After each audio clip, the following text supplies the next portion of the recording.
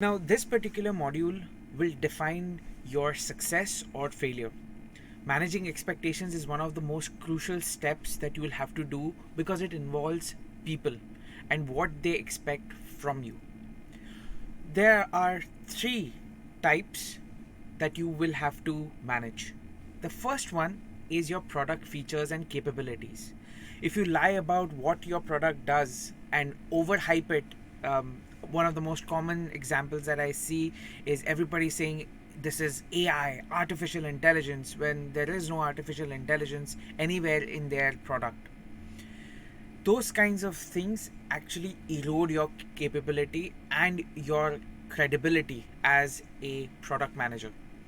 If you are setting up false expectations about your product, maybe you will get that initial sale, but sooner or later people are going to find out that this is nothing but a scam. So avoid scamming anyone. Hyping is one thing, but outright lies on your product will obliterate your reputation as a product manager, and more so for the product and the company that you represent. So please avoid doing that at all cases. The second thing is more nuanced because you'll have to manage expectations regarding releases of your product when they release. So the aspect is of time. When it comes to time, assess how much time does it take for you to release your products efficiently. Talk to the actual people who are building it. That means you will have to be in good communication instead with your engineers. Talk to them, make sure that you consult the people who are building, understand the variables, and anticipate for all the delays that might come through, and give a fair estimate to your clients. Over time, you will get better at this because with experience, you'll know what to anticipate in your particular product domain.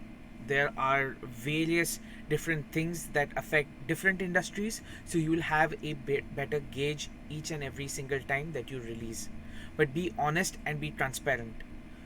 A quick tip over here: if something is going wrong and you will experience delay, communicate that ahead of time, as you know, with your clients. That will actually increase your capability and your credibility.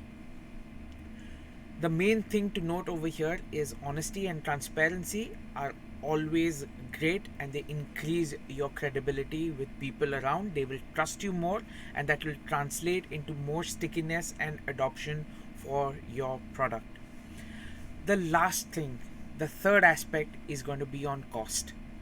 When you manage your expectations on cost, this is the most sensitive of them all because budgets are the most crucial factors that goes into any kind of money making decisions.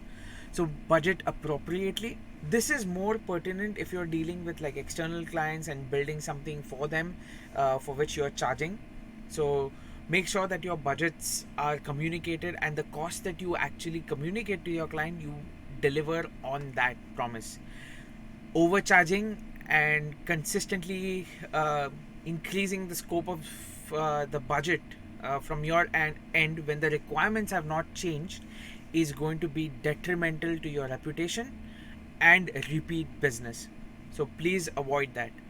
Now, I know this last particular segment on cost will not be as much applicable if you are working as a product manager internally within a company and most of your clients are other departments within the same company. But even then, when I say cost, there are different kinds of costs as well. Everything is not monetary, so it might be resource costs or the time that is taken into account of your engineers and your development team and support staff. So make sure that you manage your expectations accordingly. A good rule of thumb is to under promise and over deliver. Now, what do I mean by that? Under promise in terms of what you can deliver, and if you actually over deliver on it, it's a bonus for the client. That always improves your credibility and your reputation of always over delivering. Now, that doesn't mean that you drastically underestimate what your value is. It's always a balance, so it's more of an art than a science. But the good rule of thumb is under promise and over deliver. A good example of this is in the auto industry. In the auto industry, a lot of the manufacturers promise a greater mileage, like 80 miles to the gallon, or 60 miles to the gallon, or 50 miles to the gallon. And when you actually drive the car after you've bought it, you find out it's only like 20 or 25, because the conditions in which they tested and got that number was drastically different than your everyday life. And that kind of feels like being scammed, and that's the feeling that nobody wants to have. So avoid those kinds of scenarios.